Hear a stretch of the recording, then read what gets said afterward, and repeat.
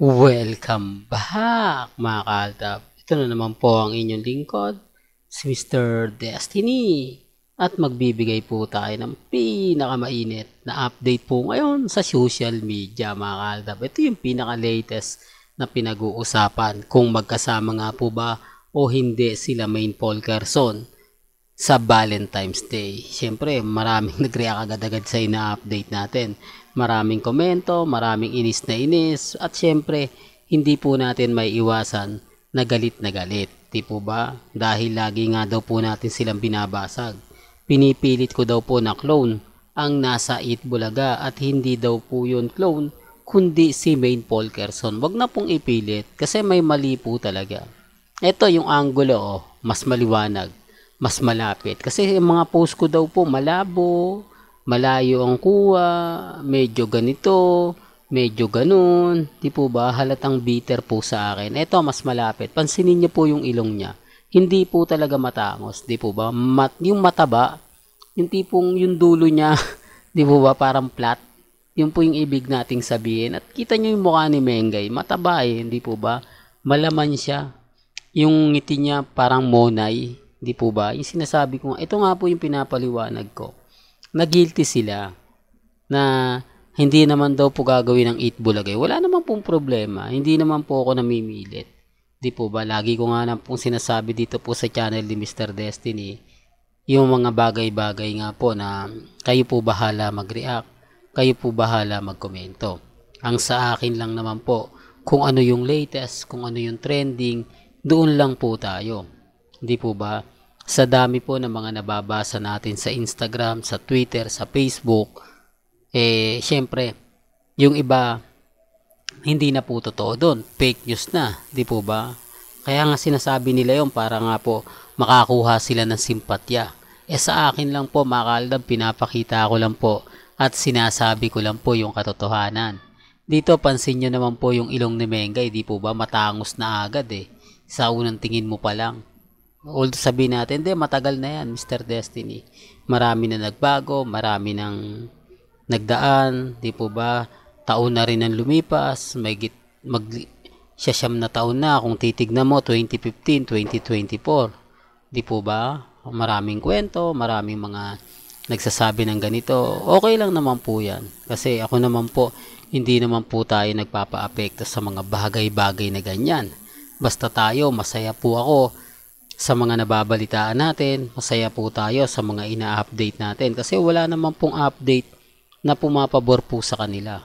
Wala mga posts, wala mga bagay-bagay na keso ganito, keso ganon, di po ba? Real talk mga kaaldab, kaya yung titignan nyo at bago po sila mag-react, bago mag-komento, tignan nyo po muna kung ano nga po ba talaga yung istorya. Tignan po muna nila kung ano nga po ba talaga ang katotohanan sa mga bagay-bagay na mapapaisip po sila. Di po ba? Real talk. Kaya ito, titignan nyo sa bagay mga kaaldab, sabi ko nga po sa inyo, may mga point na mahirap nga pong ipaliwanag. May mga point na, kumbaga, mapapaisip po sila ng gusto. Di po ba? Sinasabi ko lang po yung totoo sinasabi ko lang po yung mga kaganapan sa ngayon. Di po ba? At kung titignan nyo naman po, talagang real talk, mapapaisip po kayo kung si Mengay nga po ba talaga o hindi yung nakikita po ninyo. Kayo na po bahala mag-react. Pero sabi ko nga po sa inyo, sa ilong pa lang, kitang-kita nyo na medyo sumobra na nga po. Di po ba? Pero may kanya-kanya tayong pananaw. Well, bago tayo pumunta sa ating pinaka magandang topic, kung bago ka lang sa channel na to, at isa kang true-blooded Aldab Nation na nagmamahal kina Mengay at Tisoy, tama po ang channel na pinuntahan mo, kaya consider na po kitang bagong subscriber. At huwag mong kalimutang i-share ang mga video po natin sa mga mami, sa mga titas, at sa mga senyor.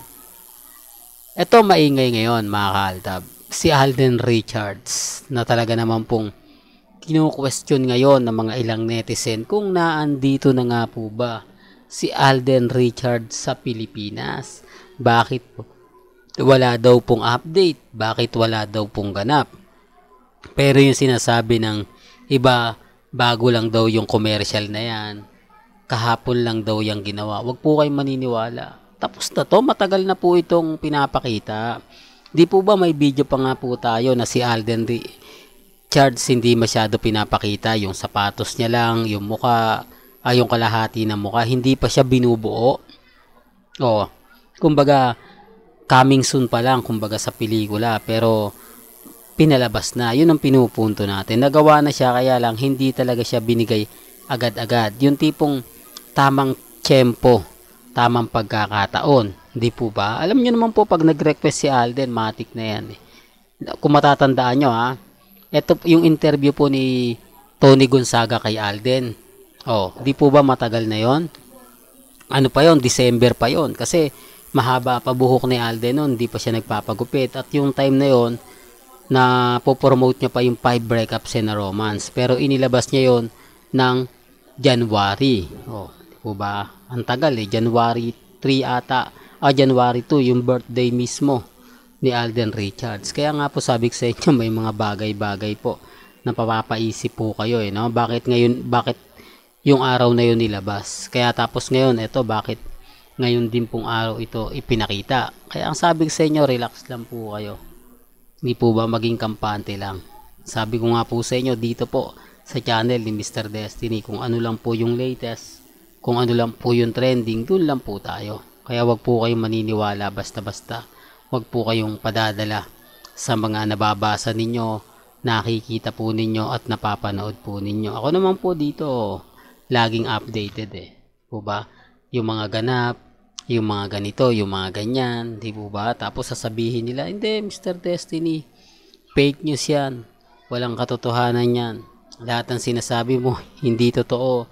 Lahat ng mga sinasabi mo, katahang isip lang. Po ba? Yun naman po talaga yung babasag na. Pero, gaya ng sinabi ko dito po sa pelikula, sa commercial nila Catriona Gray at Alden Richards, grabe no, yung emosyon ng mga netizen na sobrang sexy naman daw po ni Catriona. Normal lang po yan, lalo na po sa kotse. Normal lang po yung nakikita nyo na talagang kailangang ipakita yung kalahati. Hindi po ba? Natawa po ako sa ibang mga komento. Sa bagay, mga fans talaga ni Alden, mga Alden fanatics, yung iba conservative talaga yan. Parang si Alden Richards din, di po ba? Ayaw nila na may nakikita silang ganyan. Ayaw nila na may hindi maganda at hindi kaaya-aya. Kaya nga po pumutok agad-agad eh, yung tambalang Catriona at Alden Richards. Lumabas yung issue dati na gustong-gusto nga po makatrabaho ni Alden Richards si Catriona Gray. Ito, hindi ko lang alam kung kakagatin din po ba ito ni Alden Richards. Di po ba? Marami kasi mga katanungan, marami kasi mga haka-haka po na naglalabasan. Pero wala pa naman pong pruweba. Wala pa naman pong ebidensya. Pero ang social media, advance po mag-isip yan eh. Di po ba? Talagang pagka may nabalitaan sila, agad-agad po nilang papuputukin. Agad-agad po nilang pag-uusapan. Di po ba? Taliwas po sa mga sinasabi at pahayag po ng ilang mga netizen. Pero sabi ko nga po sa inyo, ako kampante lang. Ako matatag. Di po ba? Tapos sasabihin nila, hindi Mr. Destiny, fake news ka, walang katotohanan yung mga sinasabi mo. Lahat ng mga ina-update mo, hindi totoo yan. Keso ganito, keso ganon. Di po ba? Ako naman po, hindi naman po ako namimilit. Di po ba? Basta sa akin lang po.